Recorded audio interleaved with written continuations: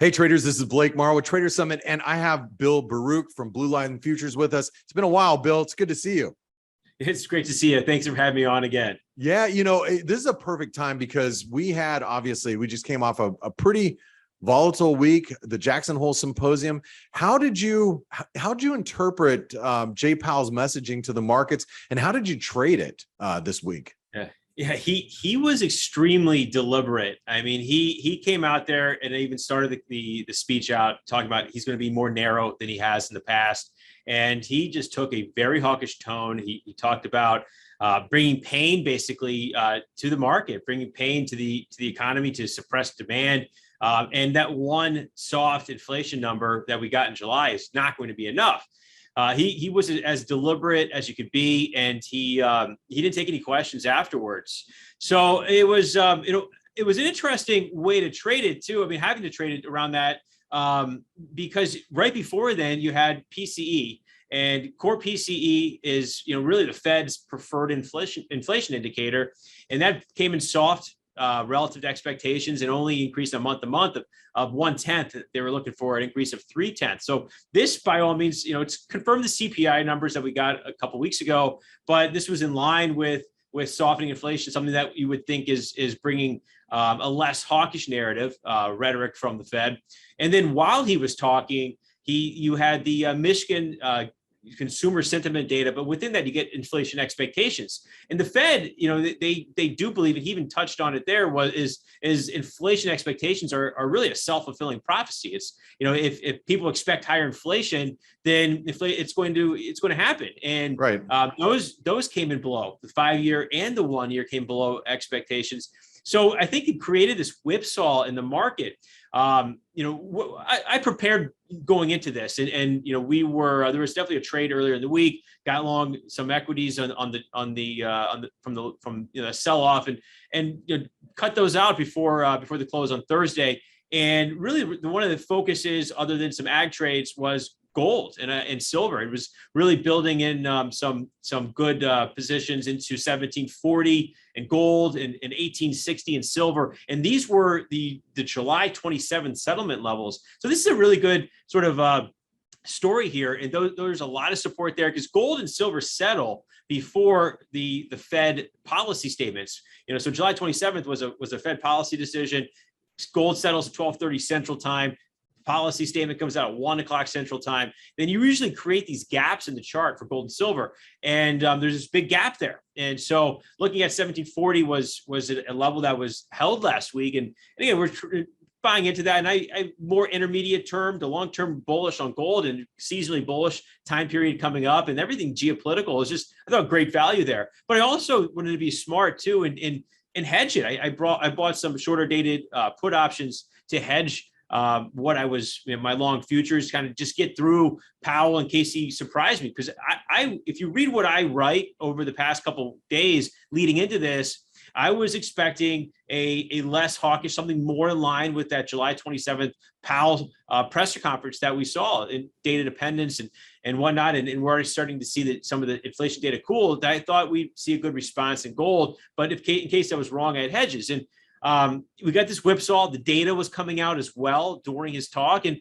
the stock market traded higher. Gold traded up to through 1770, and at that time afterwards, it was in a short period afterwards. Again, these are short dated. I pulled my hedges. I thought, okay, we're gonna run back up, and even though he was more hawkish and more deliberate, the market, my thought process right away was the market digested it in a certain manner because of some of the data that came out. And usually, even though still sometimes market reactions the next day, meaning maybe a Monday, things are going to be maybe, come back to life a bit, but I was wrong. I pulled my hedges and gold started rolling back over. I had to make a decision. What's happening? And so rather than dwelling on my mistake, how can I look forward and act here now? So I actually end up, there's a bear flag pattern in gold and silver. When they sold off really sharply into the early part of the week, they were just sort of nudging higher, constructive with a little bit of higher lows and a little bit higher highs and bear flag pattern. And that failure on Friday was, telling us this is going to fall out of this bear flag pattern. So I stepped aside, was able to just cut cut futures, not something that I was planning on happening at the day, especially when I came into the meeting with hedges on. But I had to act. I made a mistake, and here, how can I move forward? On top of that, at the same time, the S&P was making a new low on the week and had a big whipsaw, outside bearish day there. So I'm not traditionally a bear in equities. We were very negative to start the year, but overall, I'm somewhat upbeat at these levels, and was fairly upbeat, for a move to the 200-day moving average, and overall, and kind of looking for a better value area. I wasn't planning on going short, at S&P in my CTA per se. So, but we made a new low, and at that whipsaw of outside bearish day, just said, all right, what can I do right now that feels confident? Is getting short S&P and with a hard stop. So through above what was initially the low on the week, 41, 27, 28 area. Yeah. So that, it's sort of just moving forward, not dwelling on the past. So if you're listening out there and you're trading for yourself, you're trading, even institutionally, you just kind of, it's always important, to not dwell on what happened, but how can you move forward on things? And I was going to say that, Bill. I think a lot of people, it's funny.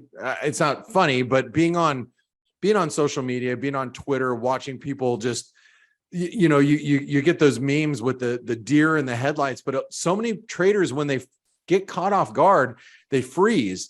But you've got to have, measures that are ready to take advantage of being wrong. And if you're wrong, you got to be able to switch gears rather quickly. And it's imperative for traders to really understand that. And that's what you're showing right now. It's like, hey, I was wrong in gold, but I turned around and got short, S&Ps, which salvages what could have been a bad day, and it turns it into either a flat or even sometimes a positive day, right? Yeah.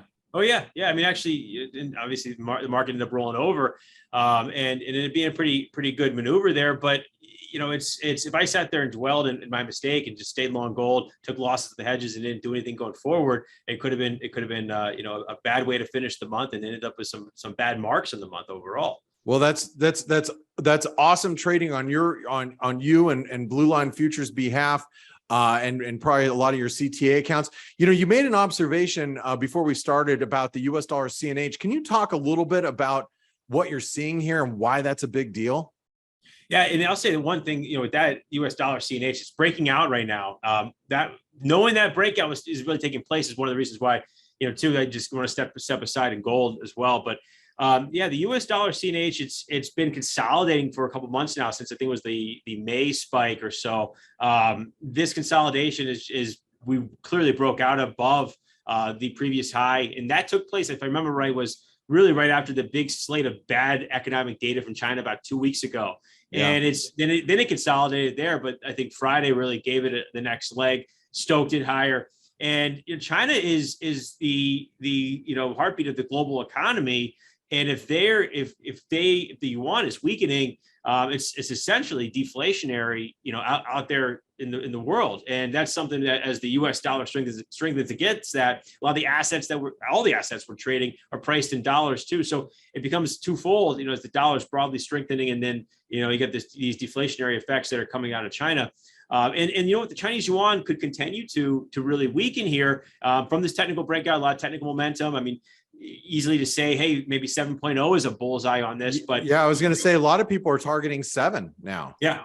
And that seems realistic at this point. So how's that going to influence? I know you're pretty constructive on energy, and we can take it over to crude, but how is it going to affect commodities just in general? Yeah, I think it's not good for the metals. I mean, copper on Friday had a big tail of almost 10 cents and traded another 10 cents lower here overnight on the lows.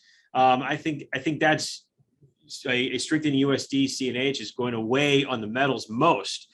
And for gold and silver, it doesn't really bode very well. Actually, just last night, threw on some really well-defined put exposure in gold with a couple weeks in case this thing really, the bear flag continues to break down and the US dollar really strengthens. I think there's some really good risk reward and something like that. I sent a note out to the Blue Line Futures clients. On the CTA I'm trading is Blue Creek Capital, so it's a little different, but the play on the got blue. it.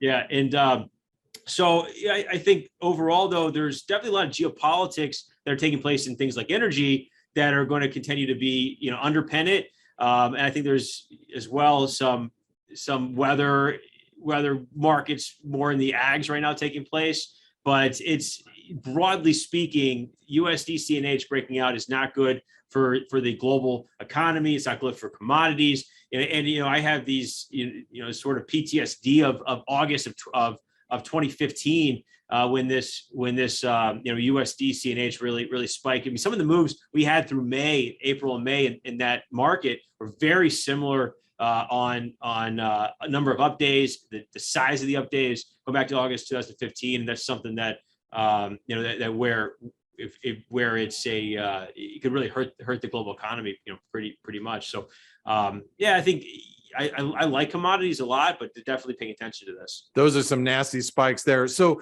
you don't like some of the base metals, precious metals as well. You think it's going to hurt near term. But you're bullish crude oil right now, and let's talk a little bit about that, because crude is actually I know you've been constructive in crude. You've been writing about it recently. And today it's actually starting to break higher above the 200-day moving average. So what is your thesis behind crude and this bullishness, and how is it going to be bullish in an overall, let's say, bad macro or dovish macro environment for the world? How is crude going to outperform here?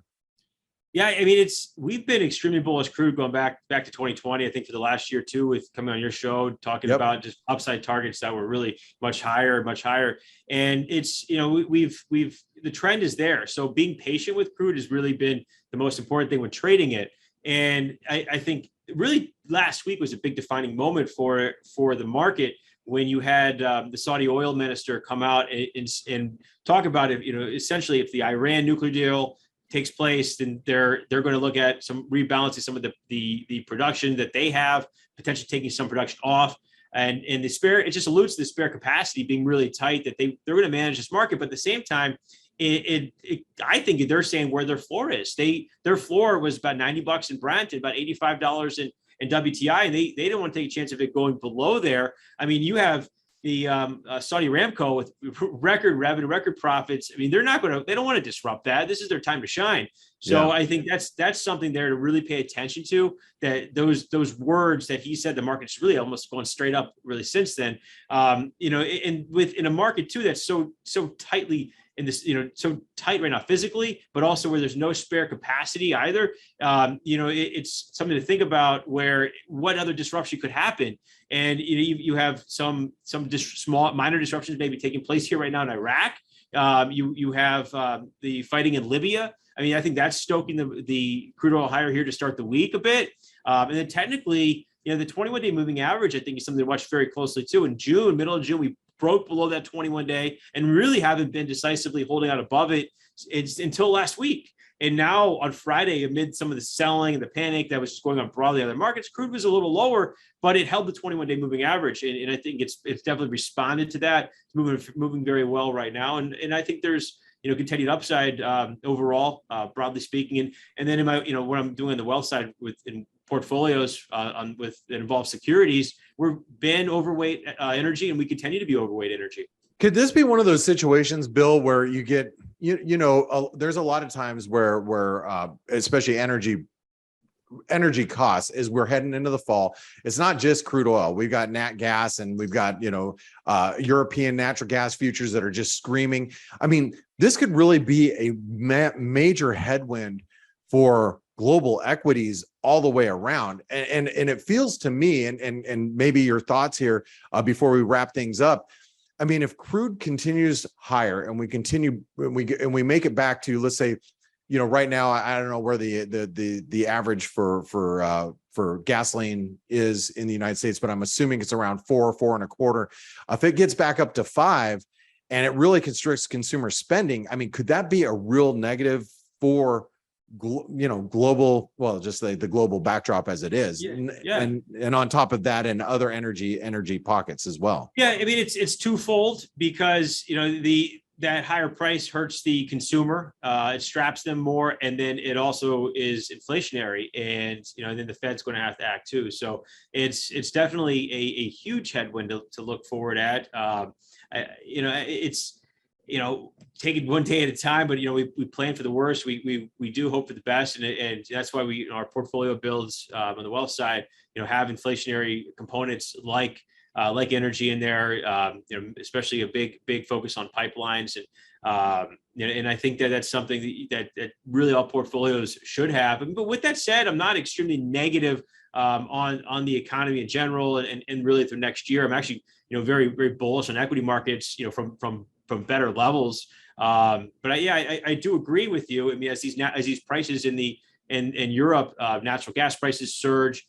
Even today, another catalyst on the start of the week was there was a delay in pipeline flows. I forget the pipeline, but it was in Eastern Europe in Eastern Europe flowing, and that was something that you're hearing the switch over from gas to oil. That's going to be another bigger driver in crude oil here, as well as heating oil, and so that's just I think there's a lot of upside here in that market. But again, I'm not a doom and gloomer. I don't think it's going to overall wreck things. I think there's going to be these gyrations to work through, and that's why you're staying nimble and thematically rotating in the positions that you do hold are always going to be important. And and that's the thing with equities. We're going out through this midterm elections in November, and historically after that it becomes a very bullish period for equities. So it's not really the time to panic. And I think kind of shifting gears real quick here before we wrap up is we have the sell off in S&P. If it continues lower, we might be able to build out a right shoulder, an inverse head and shoulders, with the May low being a left shoulder and a head that built out in June. So that's something I'm looking forward to actually become very upbeat on if through after the midterms. All right, so maybe you're looking for better levels to own S&Ps, and I'm just showing the S&P futures right now. Maybe back at 39, 3,800. What levels are you specifically looking at to start building out some longs? Well, I'm building on longs. I mean, one of the things we own stocks in the wealth portfolios. I use an overlay of put strategies to hedge. So, we when the market rallies like it did into the 200 moving average, I use that time to raise 5 to 7% cash from having very little cash, through June and July, and getting that to work. And as the market sells off now, we're very hedged with puts, and I think there's going to be a good opportunity to put cash to work and flip out of those puts in the coming weeks. And I'm looking at more of a moment. What's the data telling us? The Fed's going to be data dependent. We do too. We need to be that way. And what's going to happen in CPI? It might be, I think it's 2 weeks away. We have jobs at the end of this week as well. So what does the data tell us to do? And where are bonds? How do bonds finish the month? I think that's going to be important too. The 30-year bond, lower on the day, yields are higher. If that 30-year bond finished the monthly pretty poorly, that could stoke yields higher to start the month too. That could be a headwind for equities that kind of force them a little bit lower. But yeah, 3,800, 3,900 is going to be there. I think 3,810 was the low in May. I'd like a more constructive higher low off that 3,810, but there's a lot of support levels that we've highlighted in the Morning Express that, between 3,900 and 3,950. All right. Well, and speaking of which, if you guys like what Bill is giving you, make sure you give him a thumbs up. If you're watching on YouTube, subscribe to the channel so you don't miss any of our exclusive content here. But Bill, we obviously publish your work from the Blue Line Futures, your Morning Express. But if I'm a trader, because I love the way that you are so active in the markets, I love the way that you shift gears. You don't get the deer in the headlights. So if I want to follow your work a little closer, how do I do that as a trader? Yes. Yeah. Visit us at bluelinefutures.com. Sign up for a trial of our research would be the easiest way to kind of just for you to check out, what we have. And, we'll get in touch with you. And, if you really want to get in touch right away, our numbers on the bluelinefutures.com website, give us a shout, set up a phone call and take it from there. Awesome, Bill. Well, it's always a pleasure to talk with you and get kind of like a bigger picture of what you're looking at. I love the fact that you look at most asset classes out there, because in this interconnected world, that's super important. So, Bill, thanks for spending your time with us. Thanks for blessing the Trader Summit community with your analysis and your outlooks. We do appreciate you, and I look forward to our next conversation. Thank you. Thanks for having me on. I look forward to joining you again soon. Hey traders, Blake Morrow here. Thanks for stopping by our YouTube channel. Don't forget to like, share, and subscribe to our channel. Also click the bell notifications so you do not miss any of our market-related trading analysis from some of the leading industry experts. Thanks for stopping by. We'll see you in the next video.